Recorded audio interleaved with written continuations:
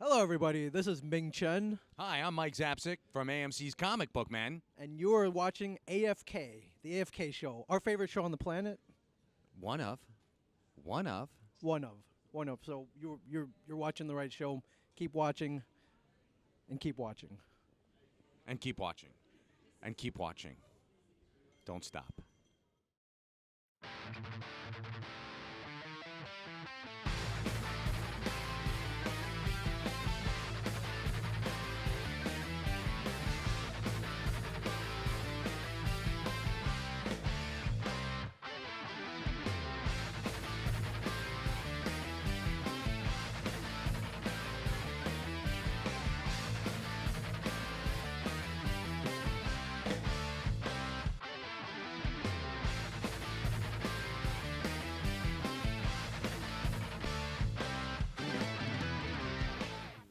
I don't know. I think. Are you ready? Yeah. Let's go. So, at the end. Oh, okay. I'm Joe McKinney. I'm the author of the Dead World series, about 23 different books so far. I've won a couple of Bram Stoker Awards, written, zombies, I've written vampires, I've written, currently writing a mummy story, I've written young adult stuff like this one, Dog Days, my latest one, just won the Stoker Award. I've written a couple of ghost stories, a couple of haunted house novels. A lot of what I do is has a strong police procedural element to it because in my day job I'm a patrol commander for the San Antonio Police Department. So thank you, appreciate that. Yeah, my actual title is Night Commander for the west side of San Antonio. So it sounds a lot more impressive than what it is, but yeah. So that's my day job is actually my night job. Yeah, but Night Commander. Night Commander. Do you wear a cape? Yeah, no, I wish I petitioned for a cape. Night Commander is here. Yeah, but no, I'm lucky to get my own car, believe it or not. So no cape, but that's coming. But anyway, so yeah, that's basically me. Hi, I'm. Can't speak apparently. And he hasn't been I can't drinking. speak. And he has not I been can't drinking. speak. The only rest sober of us? member. of the I'm panel. sober. Only sober one. No, my name is Kody Boye. I am not originally from Texas. I grew up in Idaho. But he has the Texas driver's license, so that counts. Yeah, I've been here for 4 years, so that counts. At We're least a little still bit. raising you a little bit. I primarily write like horror, speculative, dark fiction, but I also write fantasy. But I'm also branching out into YA, young adult stuff. Show him your book.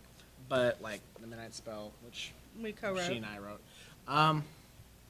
But yeah, don't have a fancy title like Night Commander. But Night Commander. yeah, We're going to be singing that at you all night. I know. My name is Rhiannon Frater, and I'm the one who inadvertently adopted the gay boy to my side here and brought him to Texas and made him a Texan. He does eat salsa now. And actually kebabs and he tonight. went home to Idaho and they gave him paste picante sauce and he says like this is not salsa. Not He's salsa. Texan. At that point he's Texan, so that counts. I used to work as a governmental consultant for quite a long time and I used to travel all over Texas and I met all different people. This is when I had normal looking hair. And I met lots of awesome people all over Texas and I just fell in love with my state all over again. And so I wrote As the World Dies. This is the first book in the trilogy, The First Days. It's about two women in Texas escaping a city. I never specify which one. People guess it's Austin. They escape from the city on the first day and end up in the Texas Hill Country where they meet other survivors and they basically start trying to rebuild in the middle of a dead world. And I write horror, and so I write about vampires and werewolves and all sorts of other monsters, and I have a book coming out called Dead Spots from Tor at the beginning of next year. Next month, I have a book coming out called The Mesmerized, and it will be in your local bookstores, and that one actually takes place in Las Vegas, but Texans are in it, because I always try to write stuff about Texas. The only two that I probably don't have about Texas is The Last Bastion of the Living. Actually, no, her family was from Texas. I did specify that. Yeah, it's a futuristic science fiction story, and I wrote a gothic horror series that takes place in Eastern Europe. They're not Texan at all, so there you go. They wish they were. They wish they were. Yes, they do. I'm Gabrielle Faust. I'm the marketing manager for Community Press. I'm also the author of 11 novels, including the Eternal Vigilance Vampire series, which will be re-released by Community Press starting in September. I also have the 4th edition of that series coming out in September. Sorry, Fourth book. January. January? December or January. I don't remember. But I know it's exciting because everyone's been waiting Anyway. for that one. So, we still haven't decided on a release date for that, but anyway, yeah, that's a little bit about me. She's fancy. Jeez. So, I guess since we're all kind of goofy anyway, do you guys want to ask questions about writing and what it takes to be a writer, or do we just talk?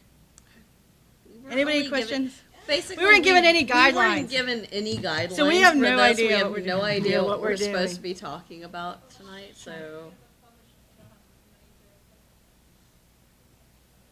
Well, the first thing, you should never pay money to get your book published. no. No, Depends on what you're, I'm not sure if you're talking about self-publishing, or are you talking about? Oh, publishing company, okay, Joe, take this one. okay, well, there are two equally viable ways to get in print. There's the traditional publishing model, and there's the self-publishing new frontier that it isn't so new anymore. But both, like I said, are equally viable. And while you will hear contention within the ranks and people saying that traditional publishing is superior to self-publishing, or you'll have self-publishing guys saying, well, I take all the control for myself. I don't buy into either camp being better than the other. They both have their issues, and they both have their Pluses. benefits. And I've done them both, so I don't have any problem with one or the other. Same here. However, I did get my start in traditional publishing. So on that angle, I can tell you, the rule used to be that money never flows from the author, it always flows to the author. Yeah. In other words, if you ever had an agent who told you that I charge a reading fee, or a publisher who says, for a certain fee, I can get your book printed or whatever, don't just walk the other way, run. Yeah. Because those are con artists who are masquerading as industry professionals. An agent, for instance, gets 15%, that's the market average, gets 15% of whatever you make on your sales. So an agent only gets paid if you get paid. Right. And publishers charge you or pay you in advance. They don't ever hold back future advances if your previous book didn't sell back the advance. There are all sorts of little things like that that you have to be careful of in traditional publishing. And you asked how you get published. Well, I'm a pretty good example of that, because when I wrote my first book, I had absolutely no idea how to get published. I didn't even know that I wanted to be a writer. I had my oldest daughter was just born, and like a lot of new parents, I was experiencing a lot of anxiety. Oh my God, I used to be this carefree, no concerns in the world. Now I have this little baby who, her whole life depends on me. And for the first time, I'm thinking about, oh my God, I've got to get life insurance, and I've got to worry about retirement and college, and oh my God, it's all just sort of weighing in at me from every side. And so because I had all those concerns weighing in at me, I decided, well, let me write a book and try to exorcise some of those demons. And so I wrote a book about a young policeman with zombies rushing in at him from every side. And that book didn't fall very far from the tree on where I was at in my life, and I guess it worked. It resonated. The book sold over 100,000 copies now. But when it first came out, I had no idea what to do with it. I didn't even know I wanted to get it published. And my wife read it and said, hey, that's great, publish it. And, well, how do I do that? I don't know how to do that. So I sent it off to a couple of different publishers who had said they publish horror. And I got polite rejections from all of them. And so, well, I hear authors talking about their agents all the time. Maybe I should get an agent. So I looked into agents, sent it off, the manuscript off to several, and one of the first ones I sent it off to said, hey, I love this, let me try to sell it. And he ended up selling it to one of the publishers who had rejected it just a couple of months before. So it's not what you know, it's who you know. And at least in terms of the traditional publishing model, you need an agent. Yes. Yes. Well, You, there's, you do what you did with publishers. You write a letter and you try to pitch yourself and your book to an agent, or you go to a conference where agents are accepting verbal pitches, where you go in and you tell them, basically you got to hone your pitch to, like, this one would have been, it's Thelma and Louise meets The Walking Dead. Right? yes, Pretty much, yeah. exactly. Yeah, it's called the elevator pitch. Pretend you get in on the ground floor with someone who tells you, hey, yeah, I'm an agent. By the time you get to their floor, you need to have sold the book to them. So you have to figure out what's the strength of your book and why your book is unique and what will sell your book. And you basically are selling your book to them. And it can take a very, very long time to get an agent. And the thing with an agent, you have to make sure that they believe in your writing and that you can look at their track record selling other books for other people and make sure that they're in your genre. Like, I have a very good agent. Kody and I have the same agent, and she's amazing, and I am so grateful for her because all the battles she fights, I don't have to fight. I get to write, and she gets to go to the mat for me. You know, I don't like my cover for my book. She can go and argue about stuff like that. I also self-publish. That's when you do pay for stuff yourself. That's when you pay for your own editor, your own cover art, your own interior formatting. You pay for all the stuff out of your pocket, but then you get all the money from those sales. The thing is, you have to try and get your book to sell. There's a difference between paying for a service from like A cover company. artist, a copy editor, an interior book designer, which is what I also do, other than paying, like, say, a lump sum to a company. Like because, Author House. Because when you do that, you're signing a specific kind of contract, and if you even Google some of these companies, like Victoria, is her name Strauss? I don't From know. Writer Beware has a list of these people, and you Google any of these places, the horror stories, like not Yeah. being able to get their copyright back, charging $3,000 for one I just heard about, for a 25-page children's book to be published. It's a When you scam. It's a pay scam. a plane ticket and you drive or you fly there and you go and you with a baseball bat and you go, I'm taking it back. I'm sorry. There are This is two mine." great sites for that, Predators and Editors. Writers Beware and Predators and Editors. And between those two, you can pretty much get a feel for Who's legit. who the shysters are out there. Rhiannon made a comment that your editor or your publisher, I'm sorry, your agent should really be kind of the middleman between you and the publisher, and that's exactly right.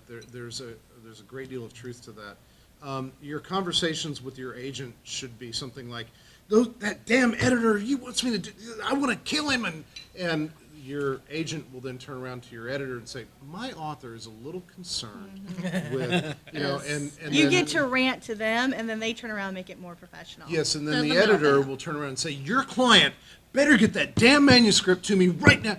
And then your agent will turn around and say, the editor would like to see the manuscript by, you know. And so, See, I've never had that. I've never had the middleman. You yeah. need the middleman. We need to get you a middleman. I would love a middleman. I would love that. It would alleviate so much stress out of my Agents are life. great. I mean, I remember. I've, yeah, It's the I've- Jersey coming out. You know, you she's know, got I Jersey have no- family. What? Let's flip a table. Yeah. What? No. I actually have never had an agent. I've always gone direct to the publisher, and honestly, I can say you should go their route.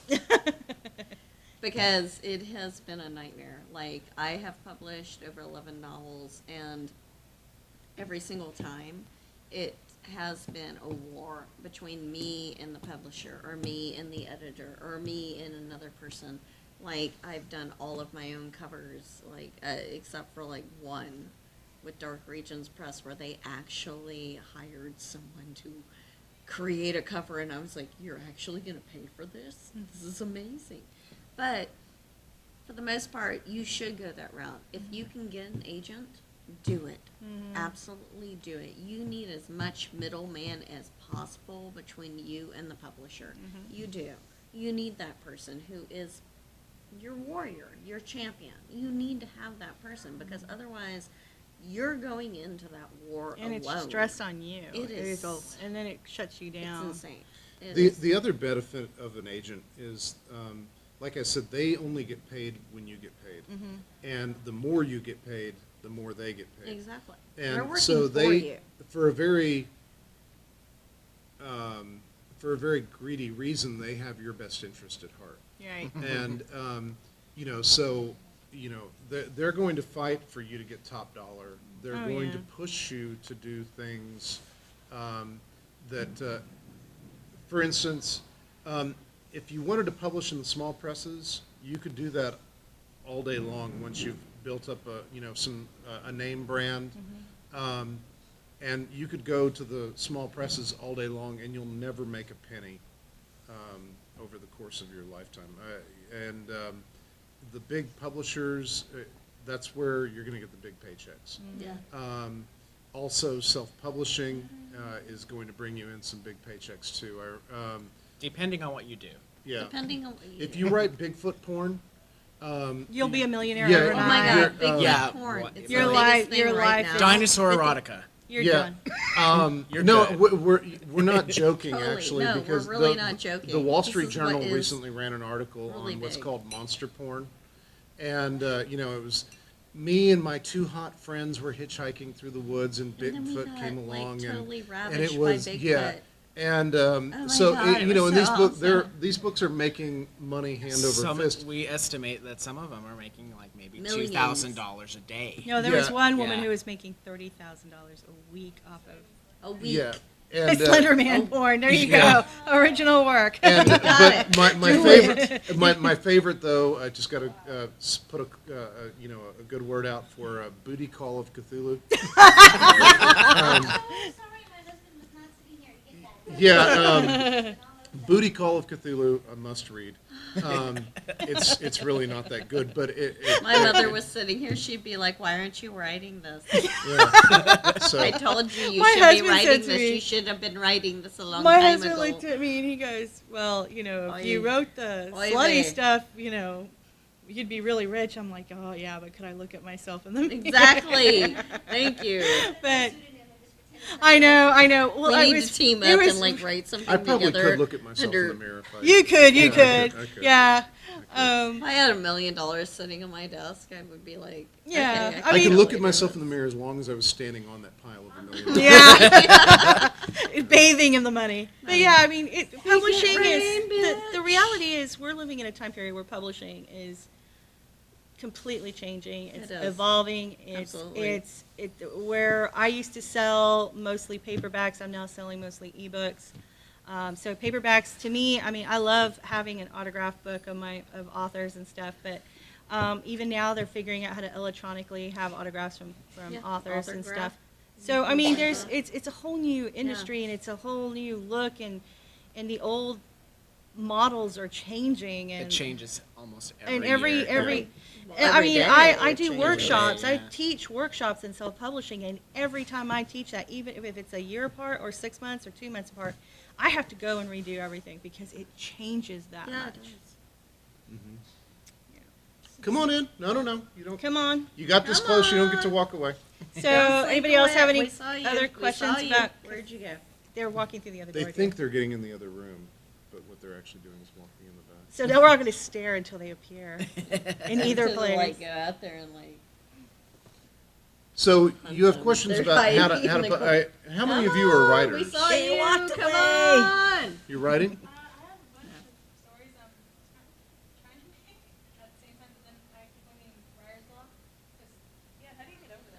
Well, I think everyone has their own little way. I don't really know if I've ever had writer's block. No, I mean I've had moments where I'm too drunk to write, but no, I don't know. Everyone has a different way of doing it. Everyone has a different And- way of writing too. yes, That's the only thing and- you have to understand. If anyone tries to tell you that your way of doing things is not the right way, Ignore them. slap them upside the face. The only right way to do things is the way that actually gets books written. However you get to that point, you're doing it the right way. I think Stephen King has damned us all with his mystique of, I sit down at the typewriter and spew brilliance. I don't, whatever. Minus the, For me- 30 years of alcoholism. Yeah, he doesn't remember. There is how a drunk it reason. is. Yeah, There's a reason why we Yeah. In case you've you ever know. heard that or not heard that, he doesn't remember writing He Cujo doesn't because he remember was it. so fucked up during that time in his life. But anyway, the But we'll just skip them. yeah, we'll skip over that. But my point to this was, for me, I outline everything I do in exhaustive detail. My outlines for my novels will go 70 to 90 pages Yeah. before I ever start writing. I don't do that. I Yeah, look like and you're- Rhiannon doesn't do. I mean, if she shoots from the hip, that's cool because it obviously works for her. So because she's, We that's all what we have our talk different different process. ways, our different process, completely. I live like a Sherlock Holmes. Yeah. If you saw my bedroom right now, literally I take those huge post-it note pages that you can like slap on a wall, and literally around the corners of my room are like notes. And I'll wake up in the middle of the night and I'll be like, note, I- note. And I'll be And like we'll see, taping but if that pictures works, up. Oh, that's that the way looks to like do it. Tynan. Oh my god, that looks like I you're like outlined- drawing like maps. I and outlined to stuff. the point where I could write chapter 3 today and chapter 7 tomorrow and chapter 17 the day after that. And there's a That's lot the of way I writers do who do too. that. and, I and can't. that works for me. I would shut me down. Yeah, it It won't would work shut for me her, down. and so Yeah. that's totally cool. If it helps you to get your books done, it's the right way to do Yeah, it. no matter what Um, it is. Everyone Yeah. has Even their if it's different way writing of chapter writing one it. and then writing the last chapter of your book I, and then I would writing the middle. recommend Just write. from Right. my point of view, if it's not working for you, if you've had trouble getting stories finished, I would recommend doing some form of outline.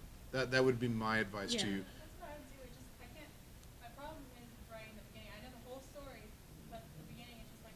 Well, how do you get started? but you Try may just be picking out suffering. big out- You may be suffering from that editorial demon. We Kill all the have- self-editor. Yeah, you Yeah. cannot. You have to write the story first. It's You called a don't. first draft for a reason because Rough it sucks draft ass. for a first reason. Nobody turns in their first draft and it wins a Pulitzer. Okay. No, absolutely. You write your not. first draft and then you write 37 more, and then you get to the point where you're ready to Well, turn it it in. may not be 37. Yeah, but I It may mean, be he's exaggerating. 127. It could be two. It could be And- one. But your book will never be perfect. No. I didn't pull That's what 30. I editors didn't pull are for. 37 out of the air. For my first book, I wrote that book, and I remember I must have been through 37 drafts of it, where I rewrote it. I gave it to my wife. She turned it back with edits. I rewrote it again. I sent it off to the publisher. That didn't work. Sent it off to an agent. He sent it back with more edits. Yeah. I went through more drafts. It went to Kensington. They gave me more edits and drafts and rewrites. So I went through version after version after version. And November 2005 rolls around, and I'm going out to a bookstore in McKinney, Texas, of all places. And I go to the bookstore, and there it is. It's my book. It's on the shelf in Barnes & Noble, and I'm like, yeah. And I pick it up, and I open it because it's my fucking book. And I open it up, and the very first thing I see is a typo. And so your book will never be perfect. No matter It'll how never many be people perfect. go through it. no matter. And to be fair to myself, it was I wrote I meant to say like sheer horror, but I wrote sheer like as in to cut the fur off a sheep. So it's a cognate word, but anyway, yeah, not a cognate. It's a homonym. So yeah, there you go. My advice to you is to kill the self-editor and realize that you just have to write. You see, that's the thing that shuts down most writers. There's a lot of people who walk around saying they have a book in them and they never write because they just second guess everything they do. You just have to get this story out. That's all you have to do. And there's always going to be a point where you hate it, where you hate the story you're writing, you despise it, you think it's the worst thing you've ever written, and that's usually when you need to take a moment and put it aside and then come back to it maybe a day or two later. Kody and I were discussing this just recently. Because we did something similar with Midnight Spell. We started it, we got to a certain point where we're like, what happens next? We outlined, then we started writing again, and then we threw like a third of the outline We out. threw a third of the outline out because we realized it actually didn't fit the way the book was developing. Because as you're writing, it might not perfectly match your outline. A character might do something, something might happen. Your outline should be a living document, definitely. It should be able to change as characters develop. They might, Absolutely. you know, Exactly. you might find out like you're writing and all of a sudden your character, there's something about, you know, you're writing for me it's like watching a movie in my head. And also my character says, hey, I'm bisexual, and I'm like, what does that mean? So then I had to go, that's what I had to do with Kody and As the World Dies. I had to go and find out what that meant because I was like, okay, what's the frame of reference here? I really don't have one. I had a lot of gay and lesbian friends, but no one was openly bi. What was funny is after I wrote the character of Kody, I actually had quite a few of those friends that I thought were straight out. That sounds so weird, but were just rigidly gay or rigidly lesbian actually say to me, well, actually I'm bisexual, but I just don't say that because my partner's same sex and I don't want to offend them. So there were things like that that was kind of surprising that can change the whole dynamic. can change the of your dynamic book of your book or your story, and add pathos to your character. Like in the case of Kody, because she was bisexual and she'd been married to a woman who dies on the first day of the outbreak, it's very difficult for her to, she for so long was saying she was a lesbian so she wouldn't offend her spouse, that when she's without that spouse, she has to redefine herself again, and she's like, okay, I'm bisexual, but I don't want to move forward, so I'm going to hide behind the mask of being a lesbian because then people will leave me alone, you know. So it's interesting how sometimes those little moments where your character says out of the blue, hey, I'm bisexual, and you're like, what does that mean? You know, where you have to find out. And since then, I wrote this 10 years ago, almost 10 years ago.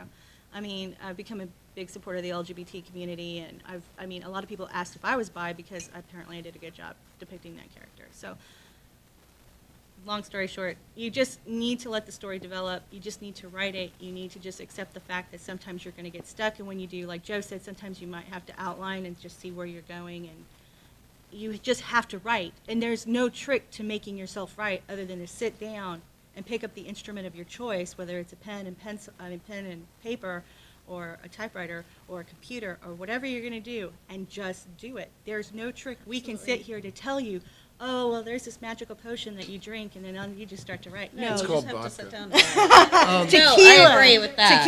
Tequila. Sorry. I will to add to what Rhiannon has said, because she's exactly right.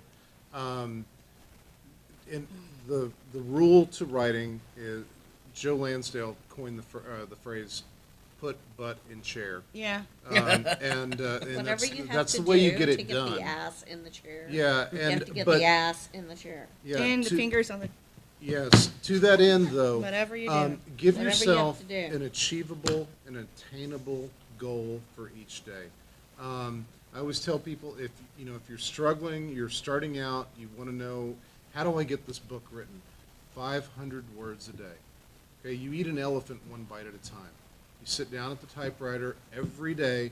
I don't care if you have the flu. I don't care if your dog just died. I don't care what's going on in your life. You sit down at the typewriter Try every to get single freaking some day, sort of and you words write out, even if 500 you're, like, words a day. Doing this. Yeah. Try to There are get people who do something type out. like this, George R. R. Martin. And it may very I don't know well how be they do that it, those 500 words are born in blood and pain, and it took every bit of your soul to get the 500 words on the page. It took 23 hours in this day to get those 500. That will happen to you. Okay, it'll also happen when those 500 words got on the page in about 3 minutes. Yeah. It'll happen, but you have to do those 500 words a day. When you get to the point where you're writing books, more or less, and you've got stuff coming all the time, then you can do 3,500 words a day. Or more. Or more. But you've got to set those achievable standards for yourself. They have to be realistic. sit down and say, okay, well, I have the house for myself for the next 3 days. I'm gonna So write a get, book. I'm gonna get this 90,000 word, if you're Robert Louis Stevenson, you can do it. Okay, he wrote, what is it, Mr. Hyde and, Dr. Jekyll and Mr. Hyde. He wrote Dr. Jekyll and Mr. Hyde in 3 days. Ray Bradbury wrote Fahrenheit 451 in 7 days. It does happen, but we're not Ray Bradbury. We're not Robert We Louis also have to talk Stevenson. about, like, address inspiration too. Yeah. I mean, you can sit down and write 500 words, doesn't mean it's not gonna be tried. Right. I mean, you can sit down, like, I could knock out 500 words right now. Be total complete bullshit. But I could, like, sit down But and it's- write 500 But words. it's also the process But of training it's the yourself. process of training yourself. So It's there's- practice. Yeah. What I've done recently is if I don't feel inspired, if I don't feel like I am going to sit down and actually work on the book or the short story that I'm going to write on, that I feel like I can actually contribute to, that I'm not going to be like next day, oh, let's just delete everything that I wrote, because that's just complete tripe. Yeah, never do that. I'm just going to open up a complete new Word doc, and I'm just going to write. If I don't feel like I can actually contribute to this particular piece, I'm going to contribute to something. And maybe I'm just going to bullshit about my day. But it's maybe the I'm training. Exactly. It's Maybe I'm training. just going to be talking about my character. I'm going to be complaining about my character and how they're not talking to me. And I'm going to be bullshitting about this character. Yeah. Oh, I hate this fucking character. We go through that too. Yeah. But I- I'm going to be doing at least some writing so that when I go back to that piece, I'm going to be writing something productive. Yeah. It's just training yourself to write. That's You have to write. So did somebody else have a question anyway about writing? Because we'll just go on and on We about will. that. Yeah. We can. I think the other thing I'd like to talk about since we're here is how does being a Texan affect your writing?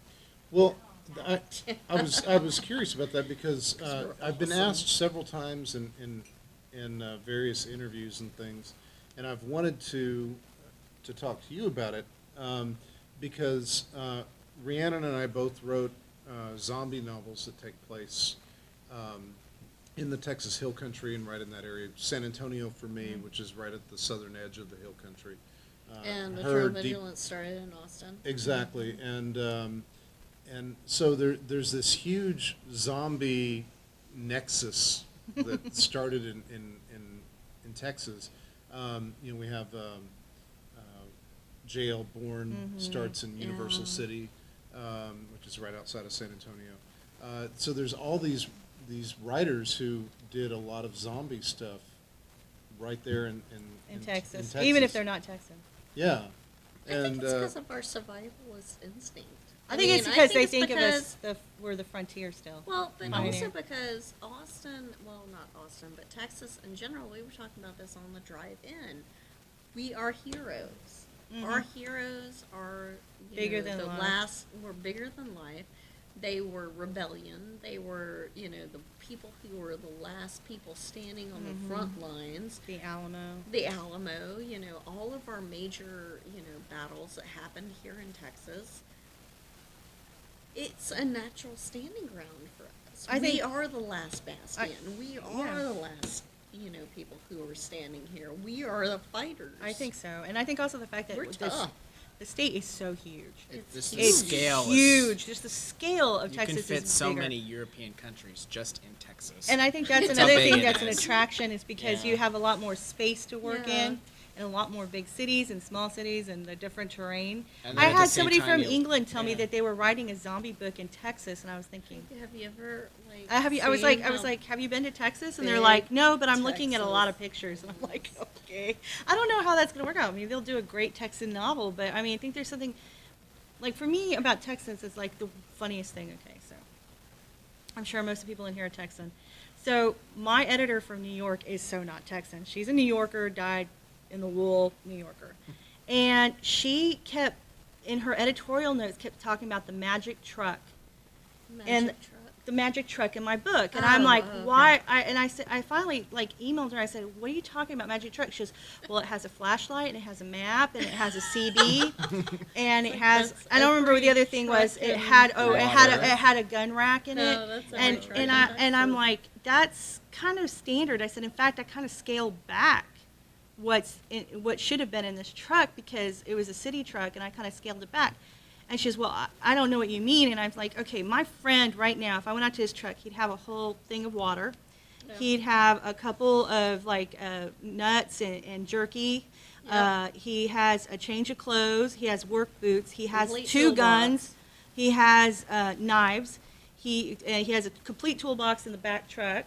He has a sleeping bag. It was like naming off all the stuff. Yeah. I'm like, this is not uncommon for trucks. It's just, well, This is I'll let just- it pass since it seems to be a cultural thing. So I'm teaching a workshop like 6 months later, and I'm talking about editorial letters that you'll get from your editor. And I'm telling this story, and this old Texan codger sits back and goes, that there's a city truck.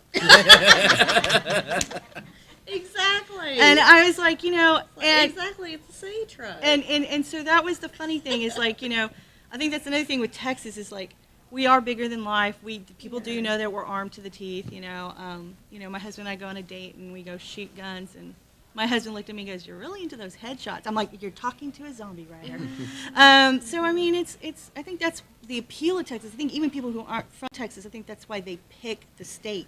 we're because rough, it's we're tough. We are. It's tough. fast. I'll tell Like, this if the story for zombie the 3rd apocalypse time happens, today. like- I've already burdened them with it twice, but we're gonna go to sleep. We're right gonna now. yeah, be and fine. you guys can sleep through this.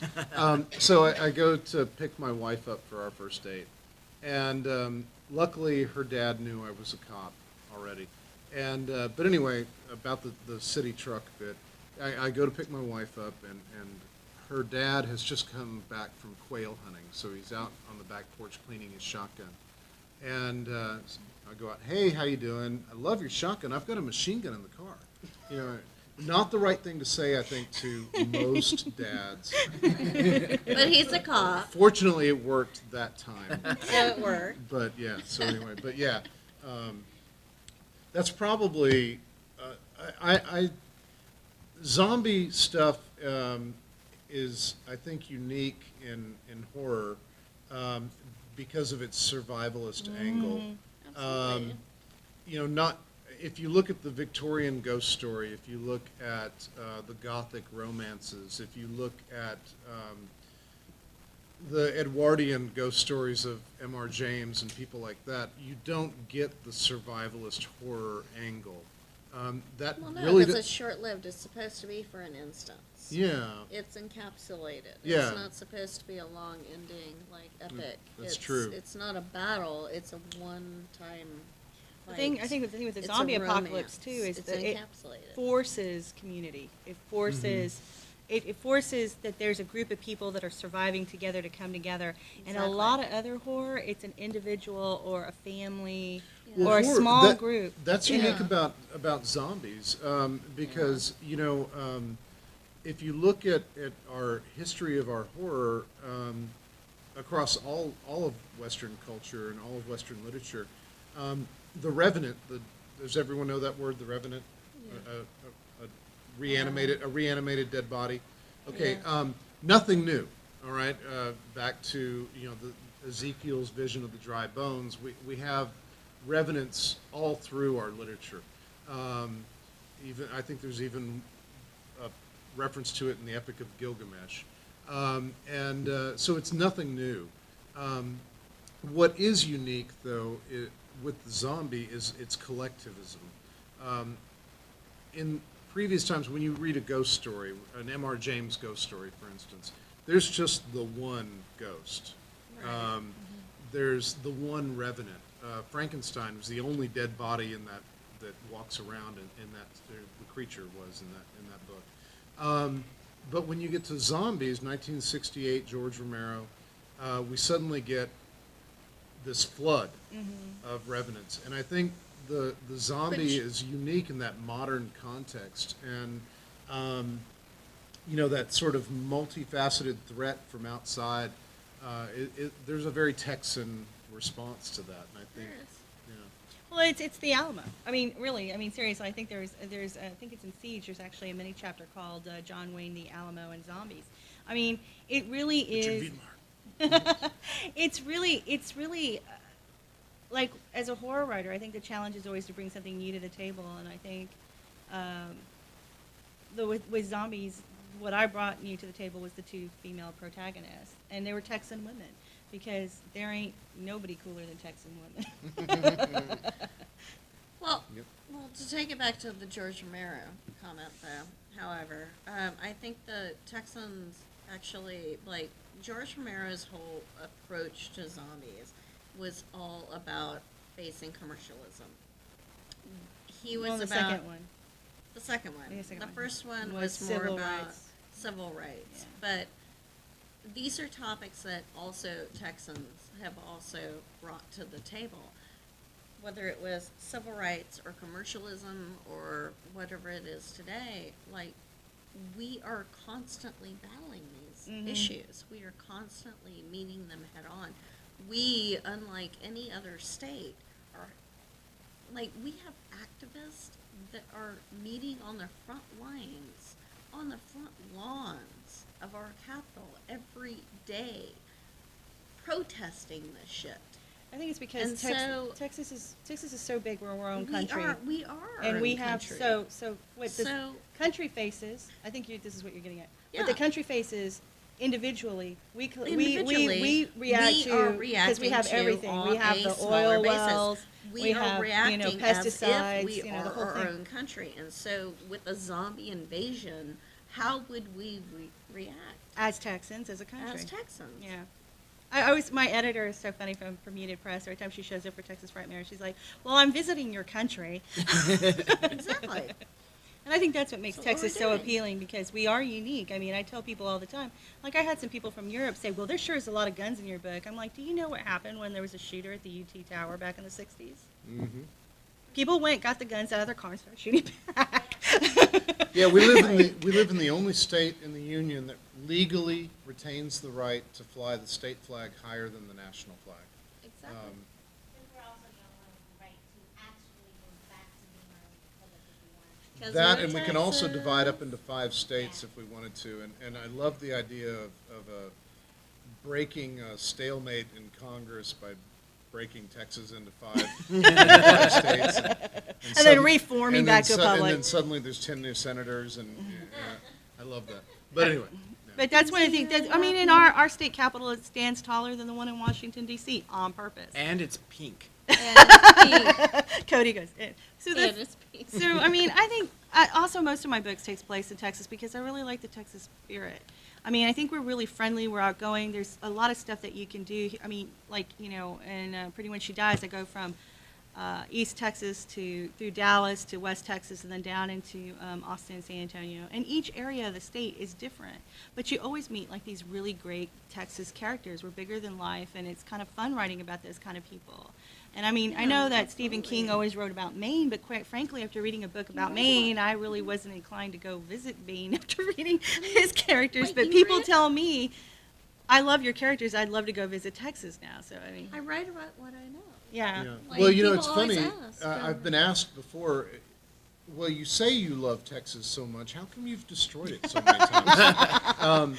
And that it's, you know, I look at it and Why did you blow up Fredericksburg? you're like, I'm so yeah, exactly. sorry. You know, but I it was did. neat seeing my hometown until you flooded it, Destroyed or blew it up or whatever. You know, like, well, you know, so I wonder what there is to that, because there is an awful lot of Texas love going on, but at the same time, we do love to blow Well, the it's state because up. New York always gets it. We gotta, Well, you know, and also, I mean, it's like you write about, like, it goes back to you write about what you know. Yeah. Yeah. I was born in Memphis, Tennessee, but I've been here since I was 2. So this is my home state. I've been here since I was See, 2. but I I- know but we see no New other York- state. Okay, but what would upset you more? Seeing New York get destroyed in a movie, or would you get really upset watching Austin get destroyed?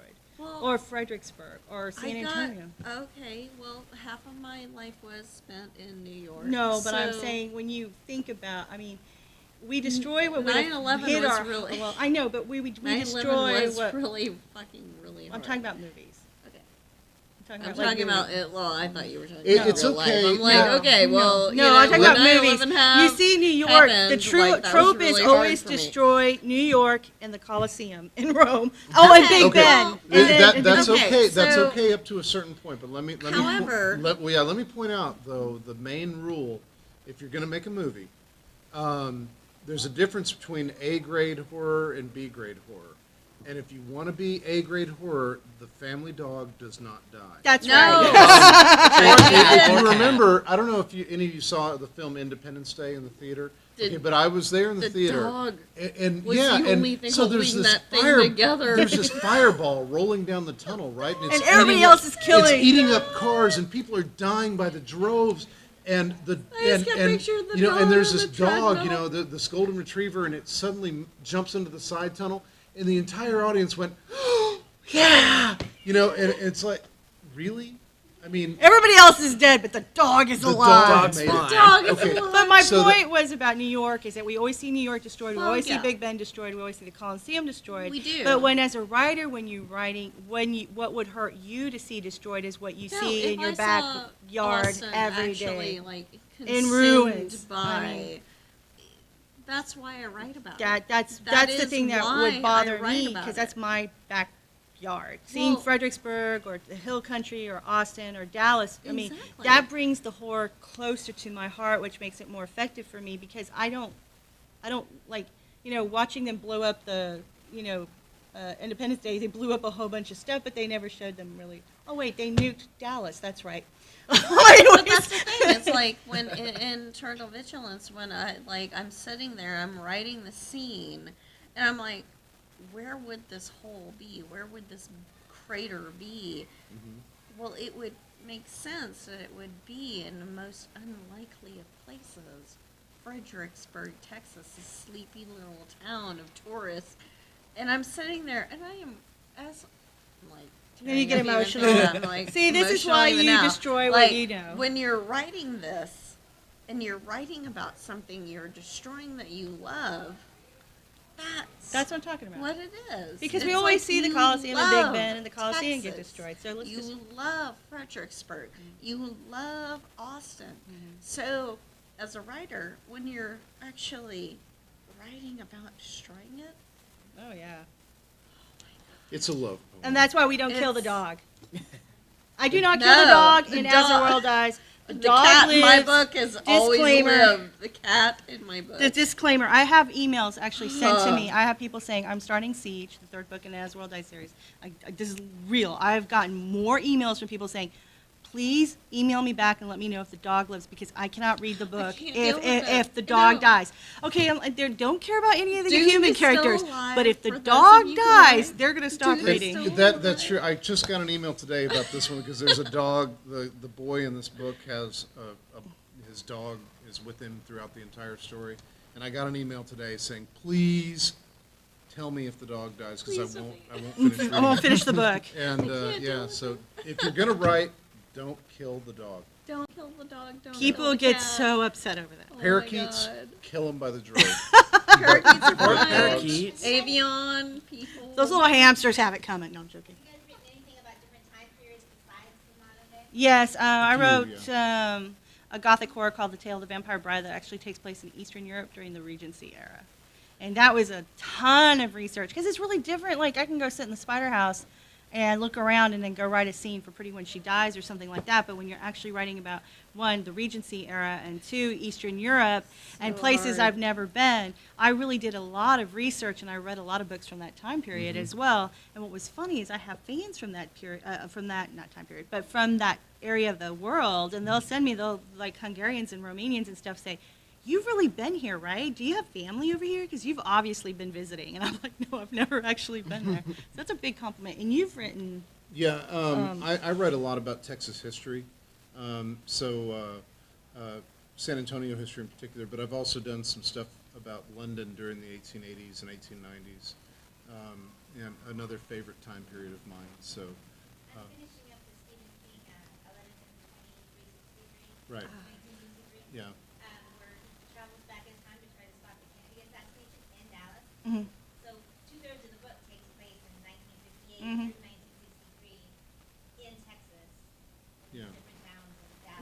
imagine the Yeah. amount of like research he had to do.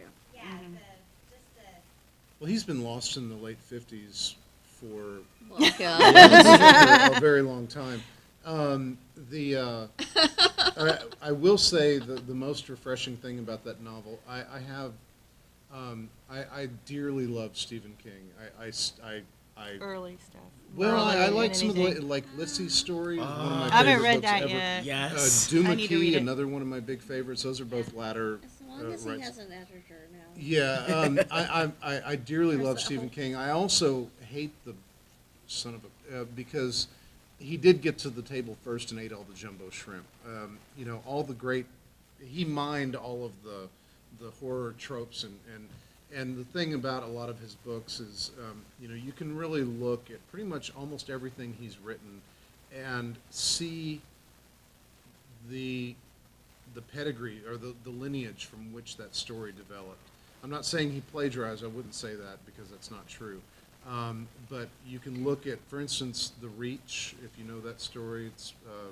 It's my favorite Stephen King thing he's ever written, but it's a ghost story about an old woman who lives on an island off the coast of Maine. If you read that book, or that short story, and then you read The Jilting of Granny Weatherall, you're like, dude, it's like the same story, you know, but he makes it all his He's a perfect own. example, though. There are no new ideas. Exactly. There are only new interpretations of those The ideas. direction I was going to say is about the And book you so- mentioned, though. I was going to say I loved him for having just one shooter. Yeah. I mean, yeah. So spent 4 years trying to debunk and then just decided to go on with the one shooting theory. yeah. I think the thing is with writing, at any point, Kody and I went through this with Midnight Spell, is you have to bring a unique twist to something that's already there. When we wrote the Midnight Spell, Kody wrote the character of Adam, who's a young gay 16-year-old boy in a East Texas town, small East Texas town, and I wrote Christy. And even though in real life we're BFFs, and we, you know, we had to bring something unique to these characters and make it our own. You know, we had to. There's a lot of books out there about best friends, and you know, the gay guy is always a stereotype. That's one of the things we deliberately did, is not make him a stereotype. And so we had to bring something unique to it. And though that story may have been told in other variations elsewhere, I think we did a really good job of making it unique and different. And it is a high school. That was one of the things we did, is like it's going to high school, and it's them casting a spell to bring true love, and then there's a mysterious new boy in school. How that- many times have you saw that? Yeah, I mean, Twilight. But I think we bring something very unique to the story, and we had a lot of fun twisting some of the tropes. Well, it's like with me and Solomon when we worked with Revenge. Sorry, I'm like doing the whole like. That's her book. And there's Okay, so anyway, when we were talking about Revenge, Revenge is basically your stereotypical, what you would like when you would go into it, you'd think it was a stereotypical, okay, guy gets like supernatural. It's like warring angels and demons. So we went into it with, okay, we've got basically, these are our parameters. Let's see how many of them we can break. Let's see how far we can push the boundaries before people go, okay, no, I'm sorry, you have to come back now. I'm sorry, this is way beyond the parameters. So we just kept pushing it and pushing it and pushing it and pushing it. And that's the great thing about being a writer. Yeah, it's you like can you have change a trope. things. Yeah. You have dark fantasy, warring angels and demons, and you can go, I can do whatever the fuck I want to within these parameters. It's true. It's like with the Midnight Spell, for example, again, going back to what Kody and I did, we alternated voice. He wrote for Adam, I wrote for Christy.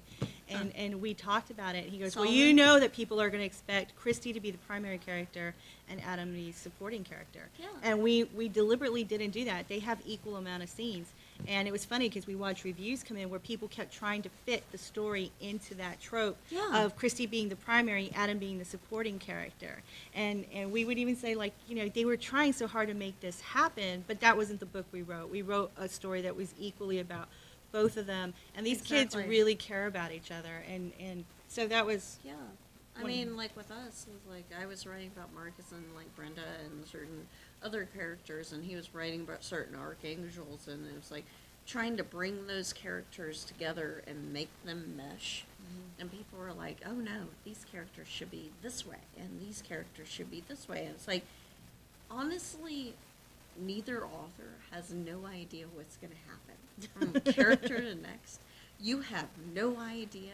We have no idea what's going to go on. You just need to sit back and relax and buckle up. That Because was- it's going to be a That's weird true. fucking It's ride. 7 Like, now. Oh, it's 7:00, but one last story real quick.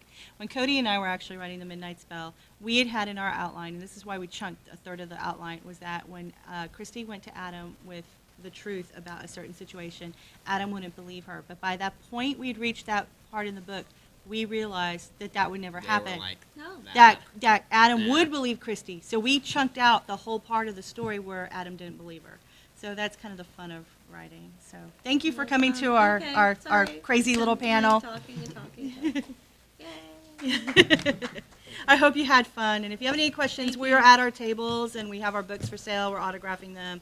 And I have a bunch of bookmarks and postcards that you guys can come and get. Those are free. You can just Yeah, grab me what you too. want. Me too. And them too.